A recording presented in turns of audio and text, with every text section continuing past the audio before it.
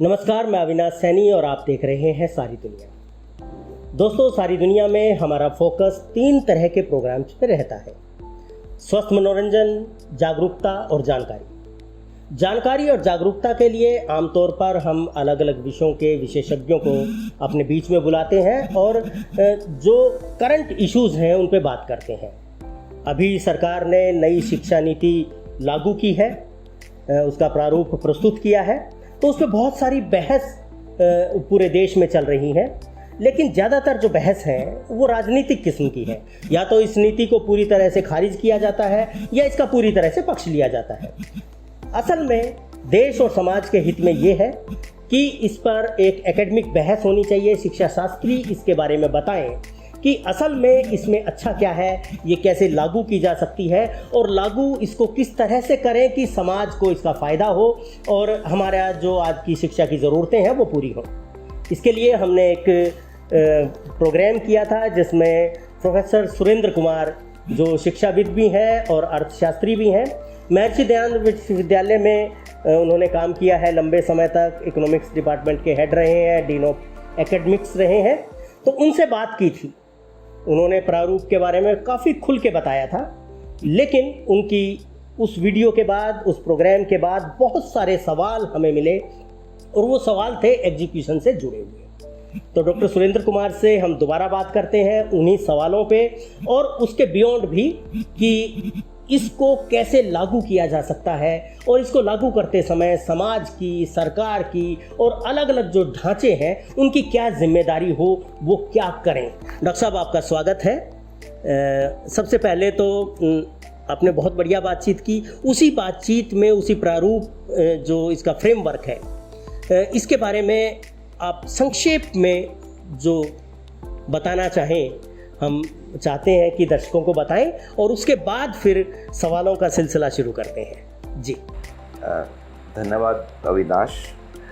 जैसा कि पहली एपिसोड में हमने बातचीत की थी कि राष्ट्रीय शिक्षा नीति का विज़न यानी कि भविष्य की परिकल्पना क्या है, उसका फ्रेमवर्क, उसकी रूपरेखा क्या है, उसके उद्देश्य क्या हैं, उसकी कमज़ोरियाँ क्या हैं, जिसमें हमने अंडरलाइन किया था कि फ्रेगमेंटेशन है, बहुविषयक संस्थान नहीं है, स्वायत्तता की कमी है और नियमन जो प्रणाली है उसमें भी कमी है और ग्रोस एनरोलमेंट रेशो जो है वो भी बढ़ाने की ज़रूरत है। और फिर उसके अनुसार जो ये गवर्नमेंट ने जो नीति अप्रूव की है उसके लिए जो एक्सपर्ट कमेटी थी, जो उसकी रिकमेंडेशन थी, उनको किनको जो है लागू करना है, उसके लिए जो रूपरेखा बनाएगी वो ये है कि 3 प्रकार के उच्च शिक्षा संस्थान होंगे। यानी कि जो इस समय है इनका पुनर्निर्माण होगा। पहले तो जो रिसर्च इंटेंसिव यूनिवर्सिटीज़ हैं जिनमें की फोकस जो है वो रिसर्च पे ज़्यादा होगा।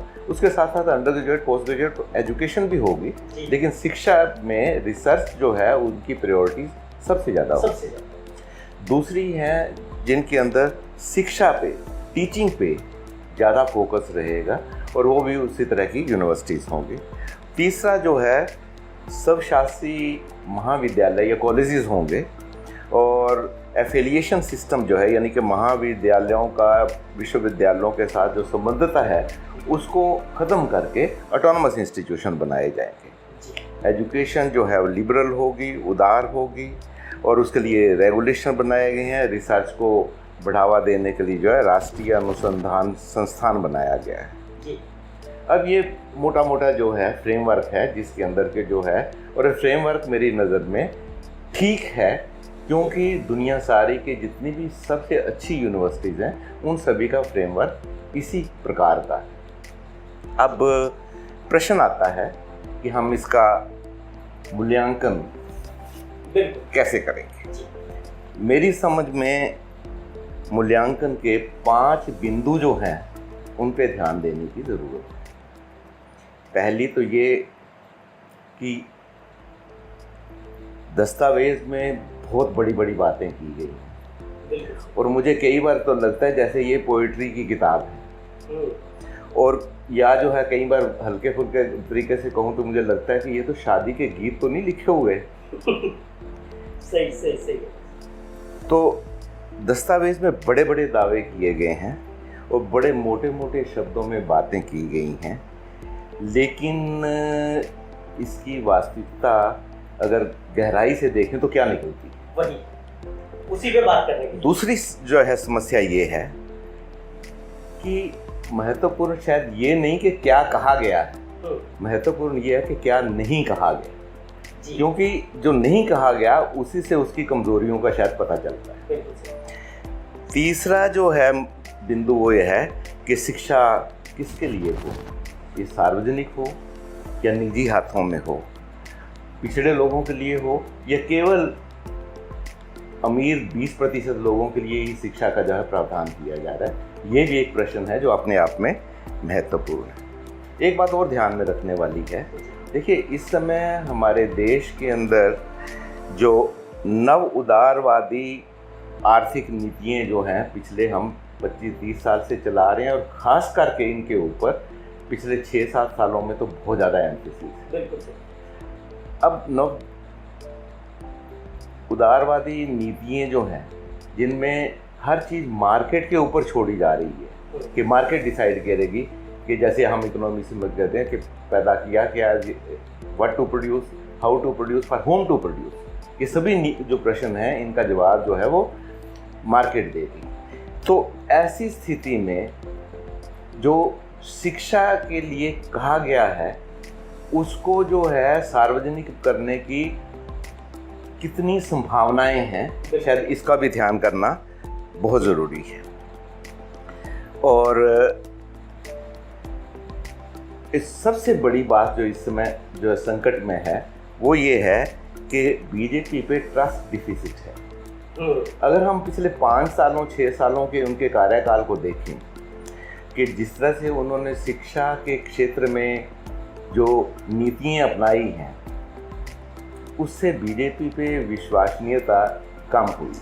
खास करके हम देखें कि जेएनयू जैसे इंस्टीट्यूशन, IIMs, IITs, जहाँ पे पहले इस तरह की स्वायत्तता रही है, इस तरह की स्वायत्तता है, उसके वो सारे अंडर अटैक रहे। और जिस समय ये अंडर अटैक रहे हैं तो जो बातें इस नीति में लिखी गई हैं उन पे भी एक प्रश्न चिन्ह जो है वो खड़ा होता है। तो ये 5 चीज़ें मेरे नज़र में जो हैं ये हैं जो कि महत्वपूर्ण मुद्दे हैं, इश्यूज है, बिंदु हैं जिनके ध्यान में रखते हुए हमें इसका विश्लेषण करना चाहिए या इसका आलोचनात्मक जो है विश्लेषण करना चाहिए। डॉक्टर साहब, जो सवाल उभर रहे हैं इस समय पे उठ रहे हैं अलग अलग कॉर्नर से, तो उसमें सबसे पहला जो सवाल है वो ये है कि जो पिछली नीतियां हमारी रही हैं, शिक्षा नीतियां रही हैं, उनमें धर्मनिरपेक्षता के ऊपर या समाजवाद के ऊपर या कहें कि जो संवैधानिक मूल्य हैं हमारे, उन पे बहुत ज़्यादा जोर दिया गया है और उसमें धर्मनिरपेक्षता और समाजवाद 2 मुख्य स्तंभ रहे हैं। लेकिन इस नीति में कुछ ऐसा जिक्र नहीं है, तो एक खदशा है लोगों में, एक ये पैदा होती है एक शंका कि कहीं सरकार इन मूल्यों से पीछे तो नहीं हट रही। बहुत महत्वपूर्ण आपने प्रश्न किया है। जो नीति में लिखा है वो यही लिखा है कि हिंदुस्तान जैसे देश के जो कॉन्स्टिट्यूशन की विज़न है उसमें लोकतांत्रिक, न्यायपूर्ण, सामाजिक रूप से जागरूक, सभ्य, इंसानियत वाला, आज़ादी, समता, भ्रातृत्व, न्याय, सभी को जो है संयोजन जो है इस शिक्षा नीति में किया जाएगा। लेकिन जो बात आप कह रहे हैं वो बिल्कुल ठीक है कि कहीं पे भी जो है ये सोशलिज्म और सेकुलरिज्म दोनों शब्द जो कि हमारे प्रियम्बल में हैं, जिसमें कॉन्स्टिट्यूशन में जिनको काफ़ी महत्व दिया गया है, वो इसमें मिसिंग है या इनके बारे में शायद सरकार जो है उसको कुछ रिजर्वेशन है, इसलिए ये शब्द, ये जो है मूल्य जो हैं इन पे एम्फेसिस इसमें कम। और ये वर्तमान संदर्भों के साथ अगर जोड़ के देखा जाए, जो पीछे सीए आया या और चीज़ें आई, उससे ज़्यादा एक डर पैदा होता है लोगों में। ठीक है ये बात कि जो मूल्य हमने संविधान के प्रियम्बल में लिखे हों उनसे बचा जाए तो शक तो होना जायज़ ही। ये ठीक है कि ऐसा होगा। दूसरा डॉक्टर साहब, इसमें इससे जुड़ी हुई बात जो है वो ये है कि एक तरफ तो इन शब्दों से बचा गया और दूसरी तरफ ये बात की गई कि जो प्राचीन मूल्य हैं हमारे, उनसे जोड़ा जाएगा शिक्षा को। तो वो प्राचीन मूल्य अगर वर्तमान सरकार के संदर्भ में उसको समझा जाए, उसको देखा जाए, तो जो राजनीतिक टोन निकलती है वो यही निकलती है कि हिंदुत्व पे ज़्यादा जोर है। तो क्या ये प्राचीन मूल्यों को जोड़ना कितने हद तक सही है, और इससे जो आगे शिक्षा दी जाने वाली है जिसकी बात इस फ्रेमवर्क में की गई, तो उस पर क्या असर पड़ता है, समाज पे क्या असर पड़ता है? देखिए, ये भी एक विवादास्पद जो है बात है। ये कहना कि हमें अपने राष्ट्र के पुरानी संस्कृति, मूल्य, परंपराओं को जो है, जो आज की नीति है, इसके साथ जोड़ना है। जी। और हमारे यहाँ पुराने समय में तक्षशिला था, नालंदा था, और उस समय इतनी बड़ी बड़ी यूनिवर्सिटी थी जब दुनिया में शिक्षा जो है उसका स्तर बहुत ही कम था। 2000 साल के लगभग पहले की बात हम करते, वो ठीक है, वो होना चाहिए। और हमें अपने स्वच्छ सांस्कृतिक मूल्यों को प्रिजर्व करना, बचाए रखना और उनके अनुसार जो है शिक्षा को देना, ये बहुत ठीक बात है। लेकिन ये सच है कि जितनी बातें प्राचीन मूल्यों के बारे में, प्राचीन परंपराओं के बारे में कहा गया है, उनका अभी तक कोई साइंटिफिक जो है मूल्यांकन तो हुआ नहीं है। और सारी परंपराएं ठीक नहीं होती, रूढ़िवादी भी होती हैं। अगर हम उनका वैज्ञानिक मूल्यांकन करके जो स्वच्छ मूल्य हैं उनको अपनी शिक्षा नीति में जोड़ते हैं तो अच्छी बात है। तो इसलिए जो है मैं इसको बिल्कुल गलत नहीं मानता, बल्कि ये चीज़ जो है कि हमारा जो है समाज का दबाव इस बात पे होना चाहिए कि स्वच्छ मूल्य क्या हैं और उनकी समझ बना के, उनकी वैज्ञानिक समझ बना करके उनको जो है आगे अपनी एजुकेशन के साथ जोड़ना चाहिए। लेकिन डॉक्टर साहब, इसी से जो खदशा पैदा हो रहा है, जो शंका पैदा हो रही है, वो ये पैदा हो रही है कि ये हिंदुत्व के एजेंडे को आगे बढ़ाया जा रहा है शिक्षा नीति के थ्रू।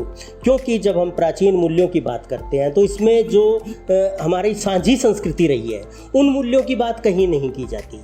और एक तरह से जो हमारी माइग्रेशन, जो पॉपुलेशन है, जो अल्पमत में है, मतलब उन लोगों को एक डर पैदा होता है कि वो कहीं उनको सेकंड क्लास सिटीजन तो नहीं मान लिया गया। नहीं, मैं तो कह चुका हूँ कि अगर केवल जैसा कि हम हिंदुत्व के बारे में आज हमारी जो परिकल्पना है, जैसी हमारी समझ है, अगर वही है तो वो बहुत छोटा है। मैंने पिछली बार भी कहा था कि हिंदुस्तानी दर्शन की 6 मुख्य विचारधाराएं हैं, जिनमें से 4 मटेरियलिस्टिक हैं। अब इस सभी विचारधाराओं के अंदर जो अच्छे मूल्य हैं उनको समायोजित करके अगर हम जो है अपनी प्राचीन सांस्कृतिक मूल्यों या परंपराओं के साथ उसको जोड़ेंगे तो अच्छी बात होगी।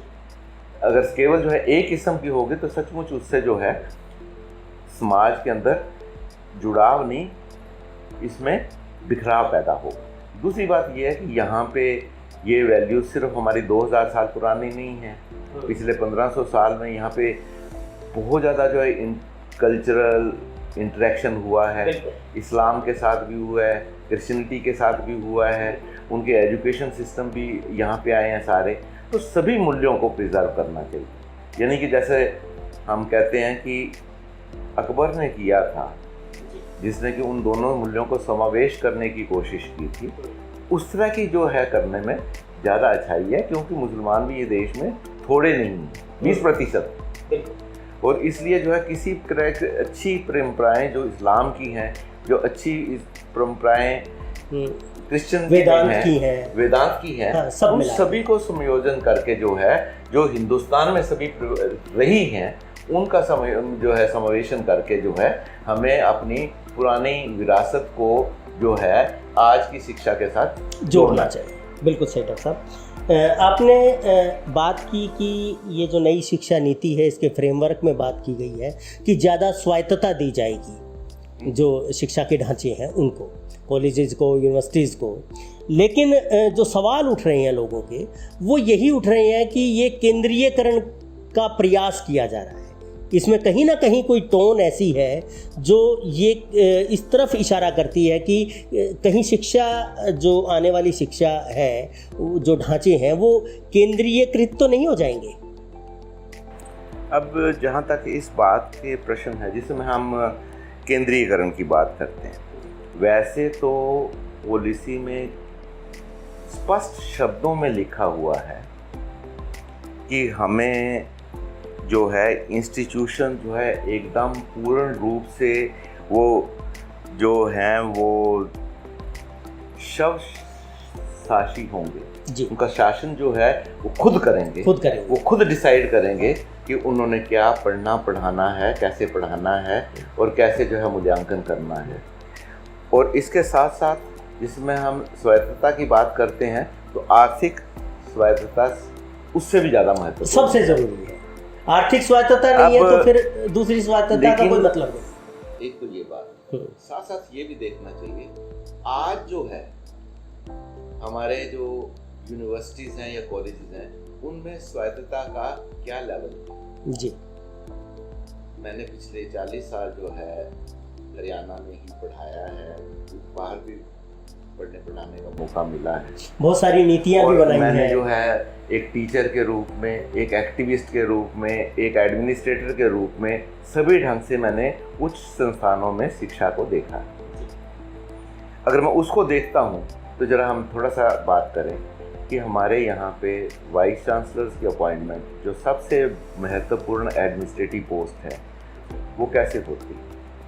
आज की डेट में धीरे धीरे पिछले 20 सालों में हमने उस अपॉइंटमेंट की प्रोसेस को इतना डिल्यूट कर दिया कि अब तो जो चीफ मिनिस्टर चाहता है वही होता है। ऐसे ही एग्जीक्यूटिव काउंसिल और एकेडमिक काउंसिल जो हैं, उनकी स्वायत्तता कहाँ है अब, क्योंकि जो हमारे एक्ट्स हैं उनको अमेंड कर करके ऐसा बना दिया है कि गवर्नमेंट ने या ब्यूरोक्रेसी ने सारी पावर्स जो है एकेडमिक काउंसिल की और एग्जीक्यूटिव काउंसिल की अपने हाथों में संचित कर ली। तो इसलिए, और अगर आप इसके उदाहरण देखना चाहें तो मैं आपको सैकड़ों उदाहरण दे सकता हूँ। बेस्ट उदाहरण जो है सामने मेरे नज़र आता है वो ये है कि हमने यहाँ पे सेमेस्टर सिस्टम लागू किया। इंसिडेंटली जिसमें ये सेमेस्टर सिस्टम लागू किया गया हरियाणा में या हमारे श्री दयानंद यूनिवर्सिटी में, तो मैं इसका डीन एकेडमिक अफेयर्स था 2007-8 में। मार्च 2007 या 8 में गवर्नमेंट ऑफ हरियाणा का इंस्ट्रक्शन आती है कि आप जुलाई से सेमेस्टर सिस्टम लागू कर दीजिए। तो मार्च में इंस्ट्रक्शन आती है और जुलाई से लागू करना। मार्च में एग्जाम हो रहे हैं जी, और अप्रैल मई से जो है यूनिवर्सिटी के अंदर छुट्टियां, समर वेकेशन हो जानी है, और जुलाई में खुलते ही जो है आप नया जो है सेमेस्टर सिस्टम लागू कर दीजिए बिना किसी तैयारी के भी। हमने उसको रजिस्ट किया, मेरी एजुकेशन सेक्रेटरी से भी बात हुई कि जो है ये ठीक नहीं है। तो उनका विचार ये था, भाई मेरा समझ यह है जो भी चेंज करना हो तुरंत कर दो, उसके जो प्रभाव होंगे उसको हमें बाद में देखते देखते उसको ठीक कर लेना चाहिए। यानी कि कोई दूरदृष्टता या दूरता की पॉलिसी नहीं। तो हुआ क्या, हमने रोहतक में तो नहीं किया वो इम्प्लीमेंट, उस साल अगले साल किया, लेकिन कुरुक्षेत्र ने और गुरु जम्बेश्वर यूनिवर्सिटी ने लागू कर दिया। और जो है जिसमें जुलाई में लागू किया तो अक्टूबर तक जाते जाते इतना क्राइसिस हो गया, ना सिलेबस का पता, ना पढ़ाने वाले को पता, ना पढ़ाने वालों को पता, ना एग्ज़ाम के रिज़ल्ट आए। तो 3-4 महीने के बाद उनको दोबारा से एनुअल सिस्टम पे आना हुआ पड़ा और अगले साल से जो है वो सेमेस्टर सिस्टम लागू हुआ। तो उससे सारे का सारा जो एनुअल एग्जामिनेशन सिस्टम बेस्ड जो सिस्टम था उसकी भी जो अच्छाइयाँ थी वो सारी खत्म हो गई। और हुई इसलिए क्यों, ब्यूरोक्रेसी का डायरेक्शन था कि इसको लागू करना। तो इस तरह की अगर यह है तो स्वायत्तता नहीं, मतलब वर्तमान जो ढांचा है शिक्षा का उसमें भी स्वायत्तता नहीं है, उसको करना चाहिए। लेकिन जो स्वायत्तता की परिकल्पना की गई है कि एक इंस्टीट्यूशन के उसका बोर्ड ऑफ गवर्नर्स होगा, वही वाइस चांसलर को अपॉइंट करेगा, ये अच्छी बात है। और उसमें ये लिखा है उसमें एमिनेंट लोग होंगे, इसमें जो है वाइस चांसलर जो बड़ा हाई इंटीग्रिटी का लीडरशिप देने वाला, जो एकेडमिक लीडरशिप दे और रिसर्च के लिए भी लीडरशिप दे, ऐसा आदमी होगा, उसकी अकाउंटेबिलिटी होगी। ऐसे ही टीचर्स जो हैं वही निर्धारित करेंगे कि करिकुलम क्या है और पढ़ाने का मूल्यांकन का तरीका क्या होगा, शिक्षण पद्धति क्या होगी, सभी चीज़ें ही करेंगे। लेकिन इन चीज़ों को इम्प्लीमेंट करने के लिए जितनी तैयारी की ज़रूरत है, जितनी ट्रेनिंग की ज़रूरत है, फॉर एग्जांपल मेरे को खतरा ये लगता है जिसमें मैं रोहतक के अंदर इस बोर्ड ऑफ गवर्नर, हमारे जाट कॉलेज में भी बोर्ड है, हमारे वैश कॉलेज में भी बोर्ड है, हमारे गौड़ कॉलेज में भी बोर्ड है, लेकिन वो कैसे फंक्शन करते हैं और कैसे प्रिंसिपल्स को अपॉइंट करते हैं।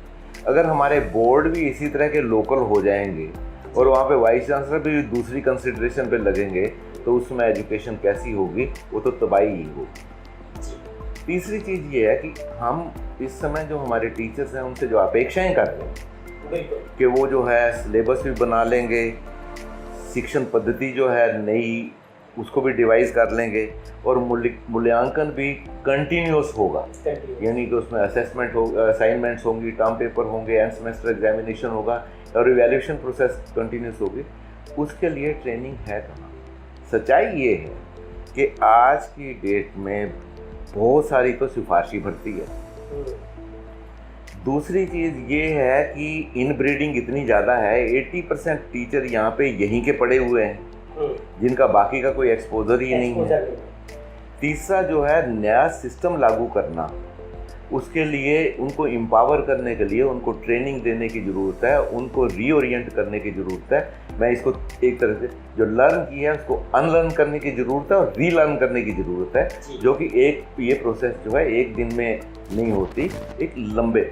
और उसके लिए जो है जो साधनों की ज़रूरत है, क्या उनका प्रोविज़न किया गया है, ये भी एक अपने आप में प्रश्न चिन्ह है। ऐसे होने से जो है यहाँ पे शिक्षा जो है वो सचमुच में ऐसी हो पाएगी जिसके अंदर जो है करिकुलम, पेडागोजी, इवैल्यूएशन जो है वो टीचर्स बनाएं और उसको जो है अच्छे ढंग से जो है उस शिक्षा नीति को लागू किया। बहुत बड़ा चैलेंज है जिसको कि पहले एहसास करने की ज़रूरत है कि ये कितना बड़ा चैलेंज है और उसको जो है मीट करने के लिए जो ज़रूरतें हैं उसको हम पूरा करने की कोशिश करें।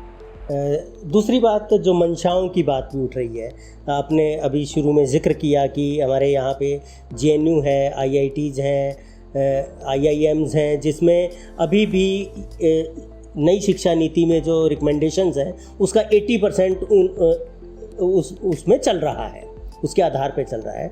लेकिन उसको जिस तरह से थ्रेटन करने की कोशिशें की जा रही हैं, तो उससे भी लगता है कि जो मंशा है वो अलग है, लिखावट अलग है। अब अगर मैं ये कहूँ कि मंशा जो पिछले 5-6 साल में झलकती है वो तो ठीक है नहीं, और अगर जो है इस नीति में जो लिख करके, और जैसे प्राइम मिनिस्टर ने कहा भी है कि राजनीतिक विल है, हमें संकल्प है कि हम इसे इम्प्लीमेंट करेंगे, अगर वो उसमें बदलाव करते हैं तो तभी जो है ये नीति जो है वो लागू की जा सकती है, अदरवाइज लागू नहीं हो सकती। एक डॉक्टर साहब जो सरकार की तरफ से जो फंड की बात है, इस पे भी काफ़ी बातें आ रही हैं कि कैसे स्वायत्तता रहेगी अगर क्योंकि इसमें ये आ रहा है कि कॉलेज यूनिवर्सिटियाँ अपना फंड जनरेट करेंगी, उसको शेयर करेंगी।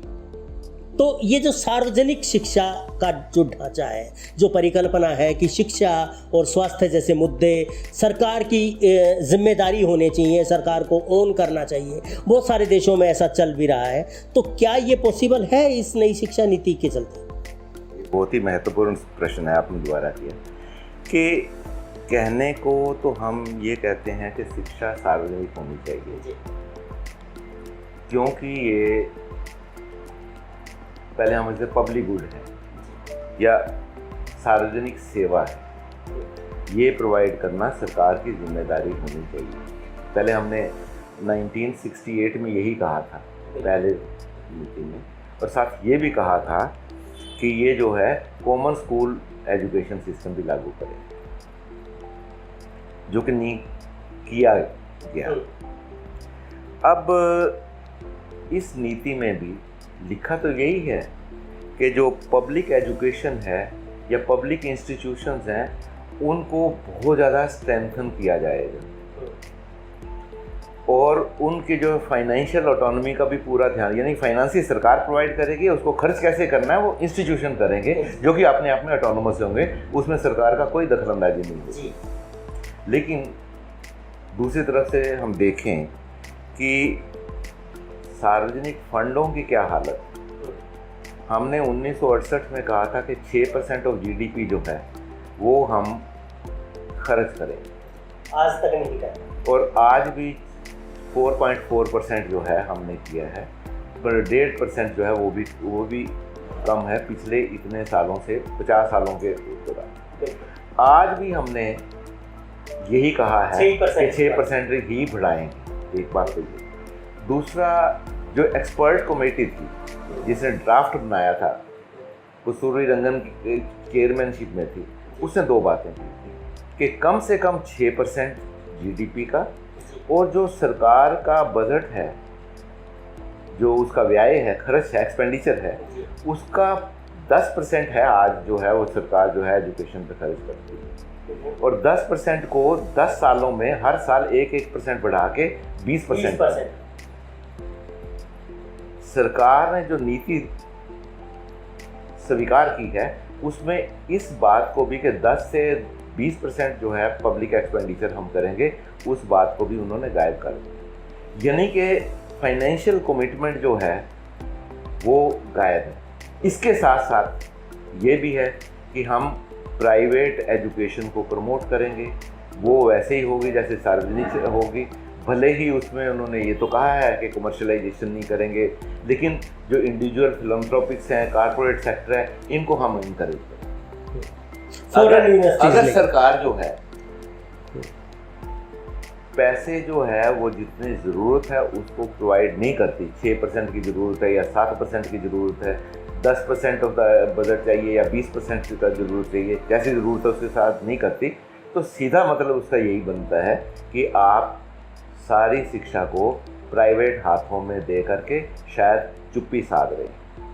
होगा यही कि अगर बढ़िया से बढ़िया प्राइवेट इंस्टीट्यूशन होंगे, तो हमारे पड़ोस में, सोनीपत के पड़ोस में जो पास जो है वो अशोका यूनिवर्सिटी है या जिंदल यूनिवर्सिटी है, इस तरह की यूनिवर्सिटियों को हम बढ़ावा दे रहे होंगे। लेकिन ये यूनिवर्सिटियाँ किन लोगों की ज़रूरतों को पूरे, फीस कितनी है? 10 लाख रुपए, कितने लोग दे सकते हैं? तो मैं ये कहूँगा कि ऊपर के 20% लोगों के लिए है, जो 80% लोग हैं वो तो इस शिक्षा से वंचित रह जाएंगे। और दूसरी चीज़ ये है कि पहले जो है नियम ये था कि ये जो प्राइवेट इंस्टीट्यूशंस हैं इनमें कंपल्सरीली ये एक खास प्रतिशत जो है 20% के लगभग जो है फ्री शिप देंगे उन लोगों को, गरीब घरों के वो बच्चे जो कि अफोर्ड नहीं कर सकते, उनको एडमिशन देना ज़रूरी था।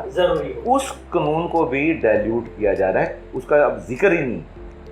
तो अगर इन चीज़ों को देखें तो इससे साफ लगता है कि कारपोरेट सेक्टर को शिक्षा जो है वो अच्छी शिक्षा के नाम पे उसके हवाले करने का पूरा खतरा है, और ऐसा होगा जिससे कि केवल शिक्षा जो है 20% लोगों को अच्छी मिलेगी, बाकी लोगों के साथ वही होगा जो आज गवर्नमेंट स्कूलों में हो रहा है। और ये इसका उदाहरण हमें सामने अभी हरियाणा में अभी पीछे आ ही चुका है। मैं पहले लास्ट टाइम मैंने कहा था कि हमने पिछले 6-7-10 सालों में कोई 100 गवर्नमेंट कॉलेज खोल दिए, कस्बों में खोल दिए। ना किसी में बिल्डिंग है, ना किसी में टीचर है, ना उसमें इंफ्रास्ट्रक्चर है, ना पढ़ने पढ़ाने का तरीका है।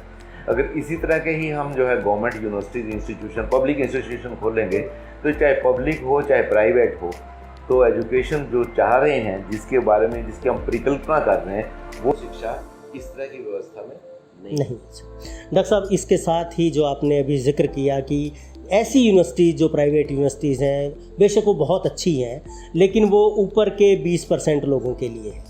तो अभी तक जो प्रावधान रहे हैं, जिसमें आरक्षण एक महत्वपूर्ण चीज़ है, जिसमें सरकार कमिट करती रही है कि जो सामाजिक तौर पे जो पिछड़े हैं, जिनको अभी तक विकास में, शिक्षा में हिस्सेदारी नहीं मिली है, तो ऐसे तबकों को आरक्षण के माध्यम से बराबरी पे लाने की कोशिश की गई थी। तो इस नीति में ऐसा कोई जिक्र दिखाई नहीं देता है, तो ये भी एक बड़ा सवाल है। जहाँ तक सामाजिक और आर्थिक रूप से वंचित लोग हैं, जो समूह हैं, जिसमें हम normally SC, ST, OBC, economically weaker section, women, handicapped हैं वगैरह वगैरह जो है, जिनको इंक्लूड करते हैं। दिखने में तो जैसे हम बोलचाल की भाषा में कलम तोड़ दी, ये लिखा कि इनके लिए हम सब कुछ करेंगे, ये करेंगे, ये करेंगे। अगर निचोड़ के रूप में देखें तो सिर्फ यही लिखा हुआ है कि इनके लिए वजीफ़ों का इंतज़ाम किया जाएगा और भरपूर वजीफ़े होंगे, लेकिन वजीफ़े जो है मेरिट पे दिए जाएंगे। और जो है ये मतलब जो है बाकी जो है रिजर्वेशन जो है उनके लिए कोई होगी। ये तो लिखा है कि हम 26% से 50% ग्रोस एनरोलमेंट रेशो करेंगे, लेकिन वंचित सेक्शंस के लोगों को जो है दाखिले के अंदर जो है कुछ रियायतें देंगे या क्या करेंगे, उनको कैसे करेंगे, इसके बारे में तो साइलेंट। तो इसलिए रिजर्वेशन पॉलिसी का उन्होंने जिक्र तक भी नहीं किया।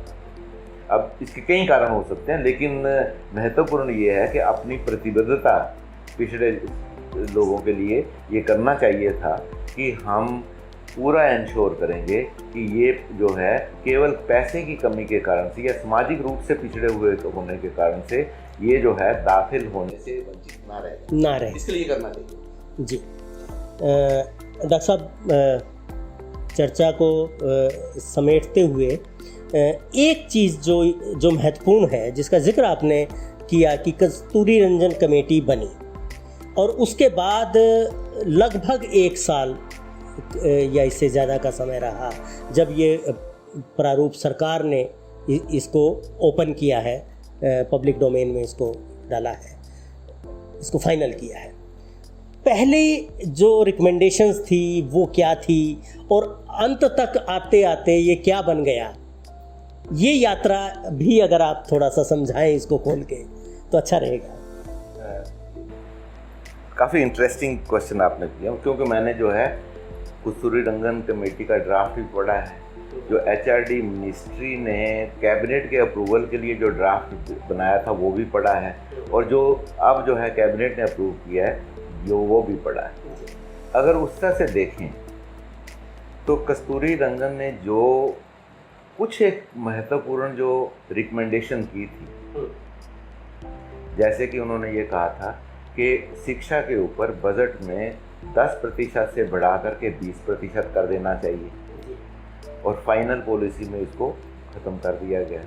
अच्छा। दूसरे पहली में ये था कि हम जो है ब्रेकफास्ट और जो है मिड डे मील जो है, जो प्राइमरी स्कूल्स हैं उनमें सभी लोगों को प्रोवाइड करेंगे।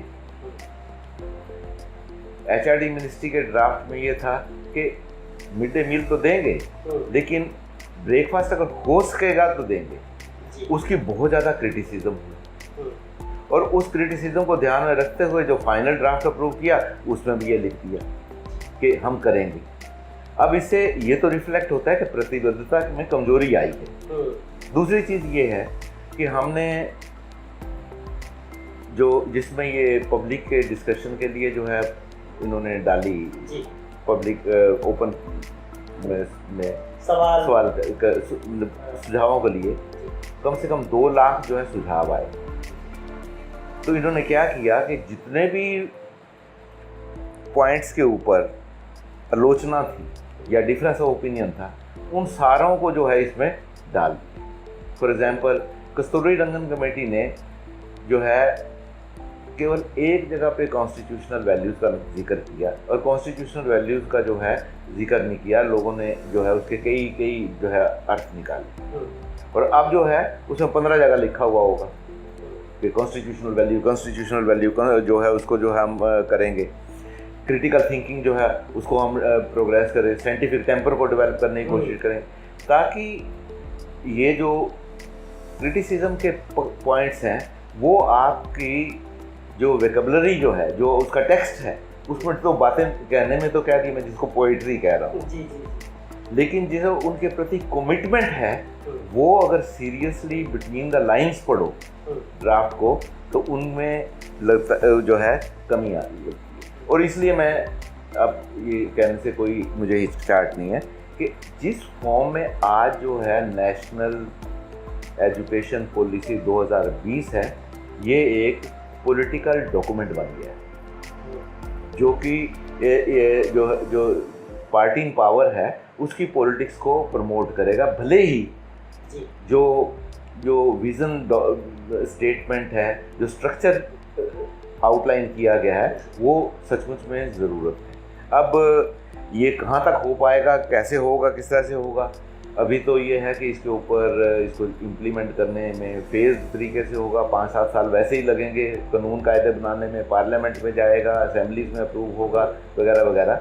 लेकिन जो बातें हम अच्छी बातों की तरफ इशारा कर रहे हैं, वो उनका समावेश तो तभी होगा अगर जो है वैचारिक राजनीतिक संघर्ष जो है वो तेज रहे, आम लोग जो है इसके साथ जुड़ें और सरकार पे दबाव दें कि वो जो है इसको ऐसी शिक्षा नीति बनाए जो कि सभी लोगों को समावेश करके एक हेल्दी समाज बनाने की दिशा में देश को ले जाए। जी, तो आपका सुझाव ये है कि ये शिक्षा नीति है, इसकी कानूनी बाध्यता तो है नहीं, ये कानूनी डॉक्यूमेंट तब बनेगा जब संसद में या विधानसभाओं में इस पे कानून बनेंगे, नियम कायदे कानून बहुत सारी चीज़ें इस पे बनेंगी और फिर ढांचे खड़े होंगे और फिर ज़मीन पे उतरेगा। और ये जो इसमें जो परिकल्पना है एक नई शिक्षा की, नई शिक्षा के ढांचों की, वो परिकल्पना साकार हो पाए, ज़मीन पे उतर पाए, इसके लिए जो सिविल सोसाइटी है, जो शिक्षाविद हैं या जो समाज के अलग अलग क्षेत्रों में काम करने वाले लोग हैं, पॉलिटिकल लोग भी हैं, तो उनका प्रेशर दबाव जितना ज़्यादा सरकारों पे रहेगा उतनी ही अच्छी पॉलिसी क्योंकि आज जो है इसमें प्रतिबद्धता की मेरी नज़र में कमी नज़र आ रही है। जी, डॉक्टर साहब बहुत बढ़िया बातचीत आपने की, शुक्रिया।